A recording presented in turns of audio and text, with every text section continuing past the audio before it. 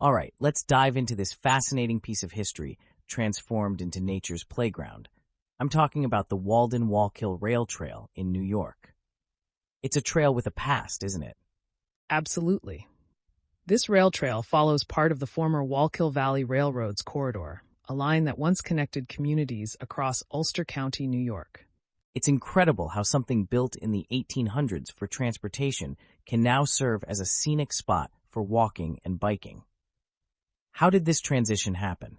Well, after the railroad's closure, due to declining passengers and freight usage, thanks in part to the popularity of the Thruway, the corridor was purchased by the towns of Montgomery and Shawangunk in the 80s. They had the vision to develop it as a public trail. And that vision took time, right? I read that the trail took quite a few years and various funding efforts to become what it is today. That's right. It was quite a journey.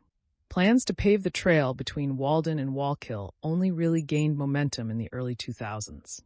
They faced opposition, though, mainly from horseback riders and local residents concerned about privacy. I can see how a paved trail might not be ideal for horses. But despite those protests, the trail was eventually paved. Yes, despite challenges throughout the years, including lost funding and natural setbacks like flooding from hurricanes, the community persisted.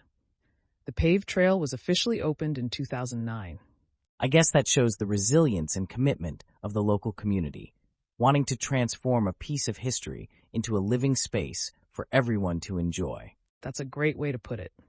The trail is not just a route, it's a bridge between past and present, a place where people now connect with nature and with each other, exercising, socializing, and appreciating the landscape. And speaking of landscape, the trail has some truly picturesque sights. Can you tell us more about those? Certainly. The trail offers views of the Shawangunk Ridge and passes by historical sites like the Borden Estate. Plus, the trail begins near Worcester Grove Park, which is a lovely spot for visitors. This really seems like a place that offers both relaxation and a touch of historical nostalgia. What's next for this trail? Are there future plans for expansion? Connecting this trail to the Wallkill Valley Rail Trail has been a goal for some time, but it's complicated by factors like prison lands that interrupt the corridor. But there's definitely ongoing interest in eventually realizing that extension. Seems like this could create a really comprehensive and appealing trail system in that part of New York. What do you think draws people to these rail trails?